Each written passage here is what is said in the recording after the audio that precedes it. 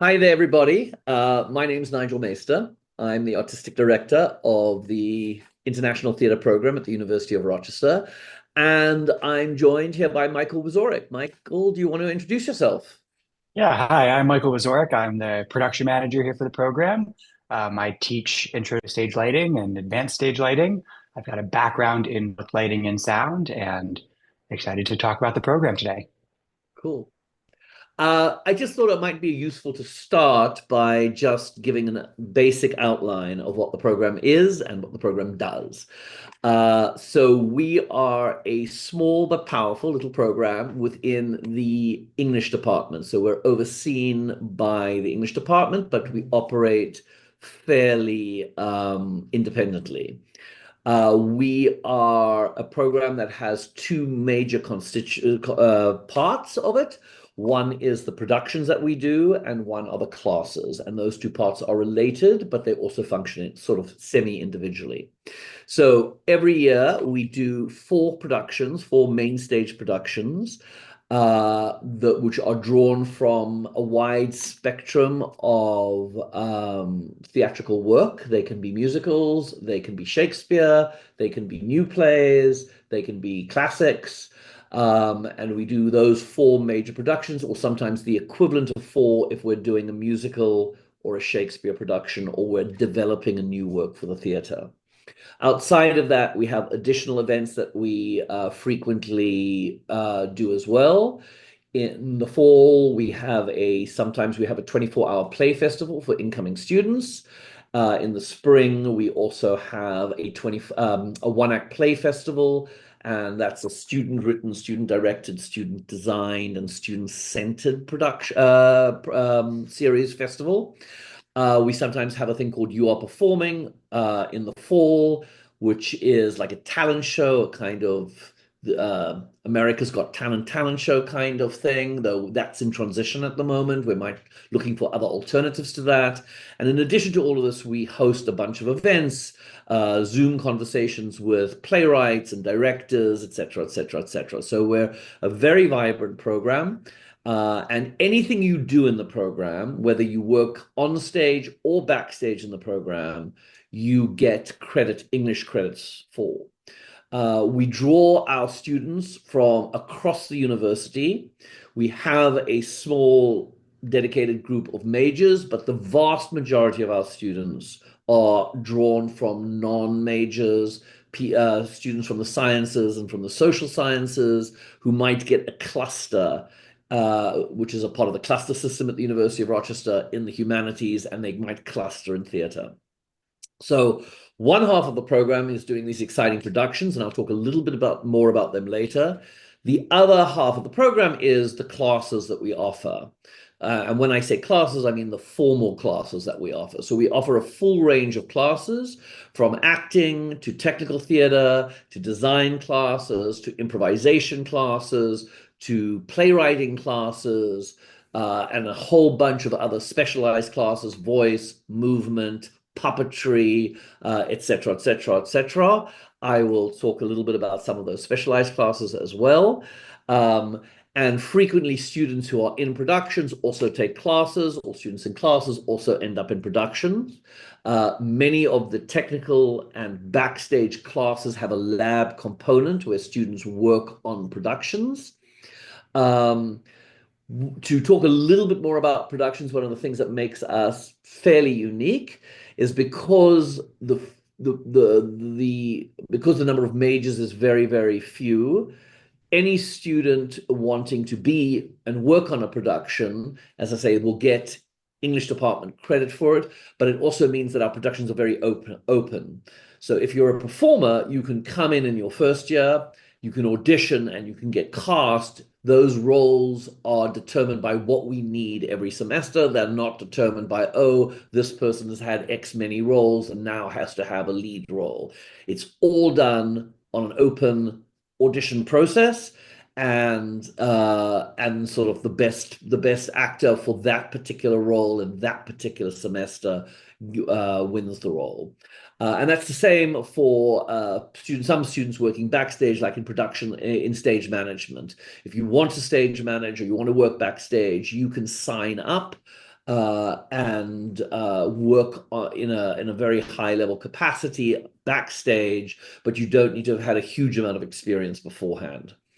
The other thing that defines our productions is that our production values are very, very high. We have an excellent staff and faculty working in production. But the other thing is that outside of myself, who directs two productions annually, the other two productions and all the design work are done by professional artists who we bring in each for each production, new design team for each production.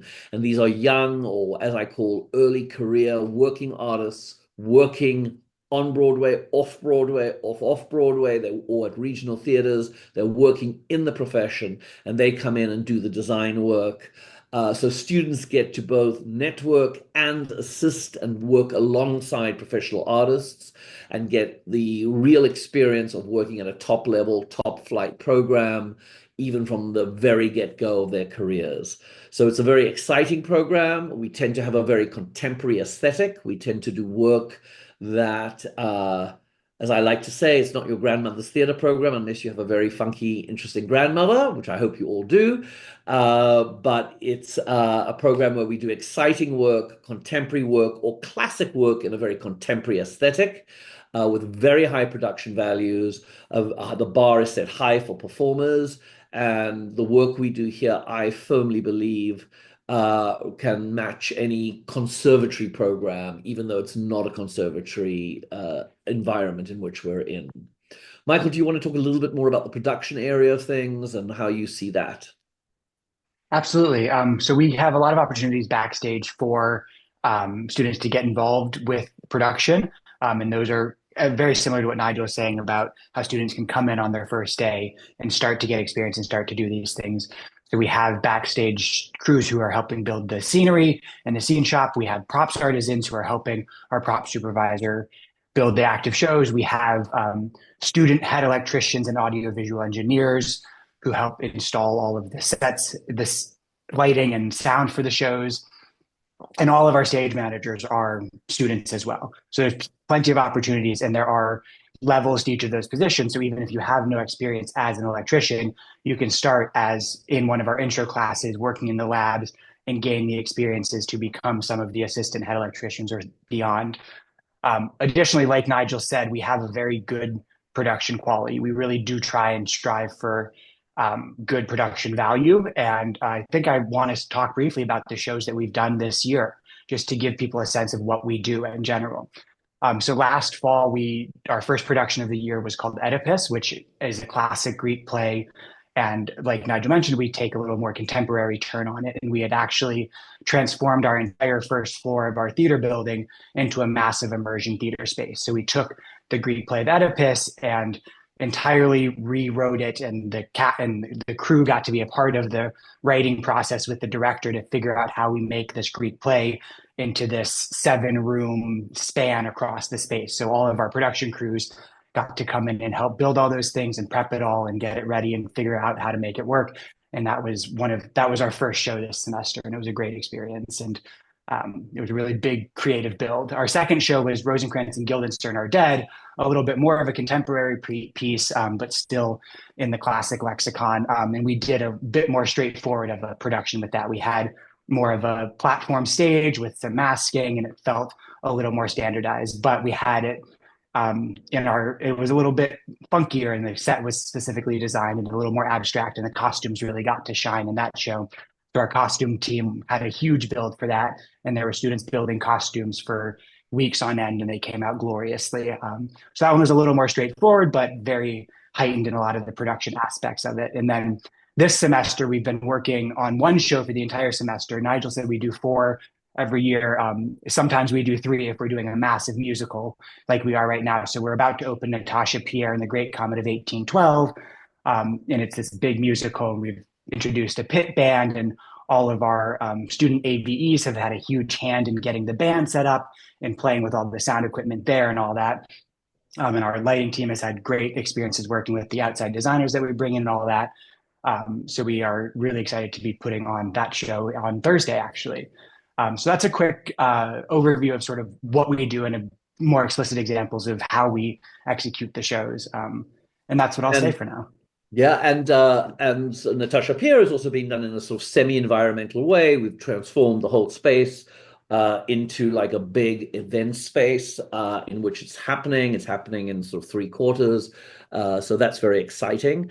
We and that what Michael said is just we have a fairly brand new building. It's 3 years old. It's a black box theater, but it's got catwalks. It's really lovely. It's mostly state of the art, which is really wonderful. And it's a great space to learn in. We have a full costume shop. We have a full scene shop.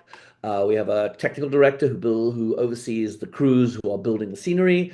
We have a costume shop manager who oversees the student crews and works with the artists to create the costumes. We have a prop supervisor who works with students to create all the props in a prop workshop. So we have those major things, and we have that building, which is called the Sloan Performing Arts Center, which is a great space to work. We also have a separate rehearsal hall in our old theater building, which, as Michael mentioned, for Oedipus was actually part of the performance venue. So that turned into a performance venue as well. To give you a slight sense of what we do in terms of classes, as I said, we have a full range of classes. We have a playwriting class, we have lighting classes, sound classes, we have an auditioning class, we have an acting for camera class, improv class, technical theater classes, design classes, directing classes. We have sort of a kind of intro to a class called Theatre and Cultural Context, which takes the productions we're doing in that particular semester and not only talks about how those productions end up on stage, but places them in a cultural environment from which those productions and those playwrights emerged. So if you're doing Oedipus, you're not only hearing about immersive and site-specific theater and how that works, but you're also learning about Greek tragedy, for instance. Um, a little bit about our directors. As I said, I direct 2 shows a year or the equivalent. What we bring directors from New York. The person who did Oedipus was somebody who worked with Cirque du Soleil and was working in Vegas. She was a young early career British artist. It was lovely to have her in residence. Um, Next season, we're doing 4 productions, 4 really interesting productions. We're doing a sort of classic contemporary satire called The Memorandum, sort of a political satire, followed by a devised work about Andy Warhol, the pop artist Andy Warhol, and his environment. It's called The Philosophy of Andy Warhol. It's based on a book he wrote. We're doing in the spring, we're doing 1984, which is a theatrical adaptation of the famous book by George Orwell. And then we're doing a very contemporary American play called The Christians. So it's a very diverse season.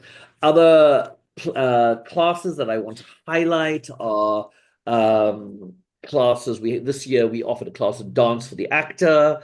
We have a stage combat class. We have a really fascinating class called Performing as Patients, which allows students to work or to learn how to be what they call standardized patients. Those are, I won't say actors because they're not really actors, but they are people who embody patients, in our case, patients within the behavioral health environment. But standardized patients are used for training doctors. So doctors interact with these people who are masquerading, if you want to call it, as patients in order to learn how to relate to patients, to learn how to diagnose patients. And it's a specialized skill. So we teach students how to become standardized patients, and some of our students have gone on to earn their money as doing that at the Med Center. So if you're interested in psych, maybe, or you're interested in behavioral health, that might be an interesting class to take. Um, we're also trying to explore dramaturgy, a dramaturgy class. So as you can see, there's like a full complete cross section of classes that we offer in addition to the productions. The one at Play Festival, just to talk a bit about that, that's a real opportunity. It's a smaller scale event, but it's a real opportunity for students to design lights, costume, scenery, to direct, and of course to act and stage manage. Um, there are also, as Michael mentioned, if you have not, if you're interested in theater, curious about theater, but you haven't really explored it, you can come in on a ground level, take a class or two, sort of work up the chain of command as you get more and more experience. And if you are talented enough and interested enough and committed enough and skilled enough, you can get into a position where you can get paid for that work. So we have student production stage managers, student head electricians, and audiovisual engineers are actually getting paid for their work as they have ascended the ladder, the skill ladder that it needs to be occupy those positions. People frequently ask about internships. We have opportunities for internships, and we particularly are fostering relationships with Jiva, which is the local professional theatre here, but we have other faculty faculty members who work at local theatres, and they have opportunities for students to do internships, both paid and unpaid, in times when that's not necessarily part of the school year. I think that's our sort of overall sort of introduction to what we do. Just to say again, one of the key differences in this program is that you do not have to be a theater major or a theater minor to get involved. You can be a physics major and do a couple of classes or get involved in productions or take a class and get that experience even if you're not majoring or minoring in theater. There are scales of engagement. So if you want to work backstage, but you don't want a hell of a big of commitment, you could take a class called production experience, which allows you to be on run crew. There's a vast way you can become engaged with theatre at the University of Rochester that is academic theatre. Outside of the academic world, there are also student activities and student groups that also do theatres. There are a couple of musical theatre groups on campus. There are a couple of improv groups on campus, and there is a small theatre sort of straight play group as well. So there are other opportunities that are not affiliated and not credit bearing. In other words, they're not academically engaged. There are opportunities too. I think for those who are watching, a lot of the things we like to do is answer questions that students or incoming students or prospective students might have. So if you're free and if you're interested and if you have a question, please feel free to put that in the chat. Additionally, if you want to tell us if you want to tell us what your interests are, like, because one of the things that, again, we have a lot of students that cross discipline. So I have students who are working backstage in technical theater and helping building sets, but they also want to act, or students who are doing lighting but also want to stage manage, or students who want to act and stage manage. So we have a lot of students who like to explore many facets of theater, and that's another thing that the program, excuse me, is very open to. We love students who want to immerse themselves in theater, and who are as diverse in their interests as possible. Um, Finally, just to say that if you're interested in being in theater, we will find a place for you, whatever your level of engagement or your experience is. We will find a place for you. I think we're a very welcoming program. Students who get involved in our program, because theater is a very intense activity, tend to find a very wonderful, supportive friend group and social environment as well, because you're spending a lot of hours in the theater with a group of people. So that's also lovely as well. So if you have a question, please feel free to put it in the chat. Let us know if you're interested in tech theater or in acting or everything. Um, while I wait for that, I will also tell you, for instance, if you're interested in playwriting, obviously the One Act Play Festival is something that you might be interested in. But another example of the kind of thing we offer is our playwriting class, which happens in the fall semester. And that playwriting class is taught by a different guest artist, a working professional playwright, and a different playwright every fall semester.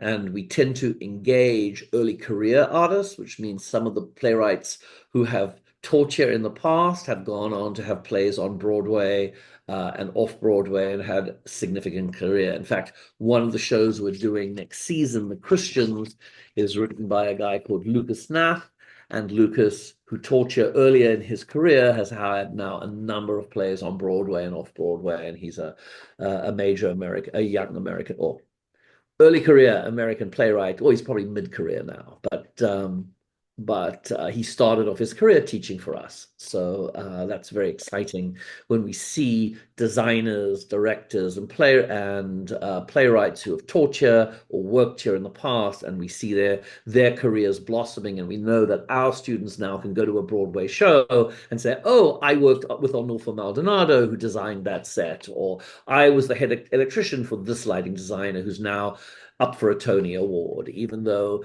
the student who said that is now working for Boeing as an engineer, for instance. That's a really wonderful thing because I think the experience you get at the University of Rochester is a real experience of what working in a kind of professional theatre environment is, the ambition, the scale, as much as possible, is what we like to think of as how professional theatre operates, but you're doing that without having to be a person who wants to go into professional theatre as your career. The classes are good if you don't know what you want to get into. If you are interested in anything on a ground level and you really have no previous experience, the classes are a great way because we know that all of our students are coming from other majors or backgrounds. Generally, most of our classes start at a pretty fundamental level to get everybody on the same page and get you involved in it equitably. So maybe I'll turn it over to our hosts, Kimberly and Brendan, if you have anything you'd like to add or questions you'd like to ask us if the students watching don't have classes, things that you've come across in your experience that students generally want to know, please feel free just to poke us with those questions. Sure. I mean, one question that students often have is just about how, and I think you've done a good job already of discussing this, but, how accessible professors are, how much they can, build mentor type relationships or connect with or have, maybe a little bit less traditional with y'all, but office hour type connections with the professors and the educators in a department. So I think we have very close relationships with our students, and theater is a very experiential kind of learning environment. Even the classes are experiential. I mean, they're not really, and I think a lot of students gravitate to us as a sort of break or a reprieve from the very book learning classes. That doesn't mean there's no book learning involved, but it means that largely what you're doing, even if you're in an acting class or you're in a tech theater class, is you're learning practical skills. It is an experiential based learning. And because of that, students work very closely with their lecturers and with their professors, and they tend to forge very strong relationships with them because it is, by its very nature, a mentorship and relationship. And certainly, if students are acting or students are stage managing, you're working many hours of the week on a sort of level with your professors that is very, very kind of yeah, that's very intense and very collegial. So Developed. yeah, Yeah. yeah. So I think that kind of experience is kind of embedded in theater and especially embedded in this program. I just had a quick follow-up question, just relative to the international nature of the international theater program. If you could talk a little bit more about that. Yeah, it's I frequently get asked why this is called the International Theater Program. It predates my time here. So essentially, it became the International Theatre Program before I was here, and we took a production of The Brothers Karamazov, which is a play written by, it's based on a novel by Dostoevsky, the Russian novelist, and we took that on tour to Russia, and I think it went to Canada as well. When I first came here, I'm from South Africa. The artistic director at the time was from England. The production manager was from Russia. The administrator was from India. So there was a very international flavor to it. And it's sort of and now it's not. Still from South Africa, but most of everybody else is from America. So, but I like to say the real answer to that question is we do work from the international canon. It's more that we have brought in guest artists from South Africa, guest artists from Bulgaria, guest artists who have worked in the program from who have been international artists. But even if we look at next season, for instance, the first show, The Memorandum, is by Václav Havel, who was a Czech playwright. 1984, the adaptation of 1984 is actually an a British adaptation. So even there, two of the shows are American written, one of the shows is British written.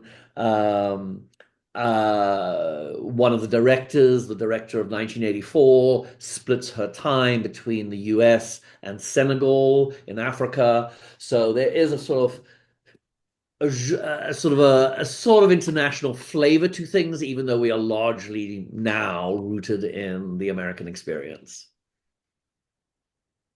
We have a fair amount of international students as well involved, I would say.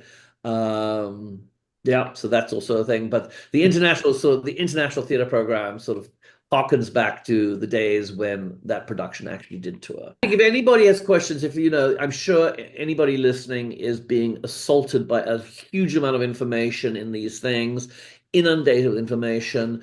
I rarely invite people, if you're interested, to go to our website, which is rochester.edu/theater, and look at our past productions page. There's lots of information. There's lots of information on the website about auditions, about audition tips, about the classes that we offer, classes that we spotlight.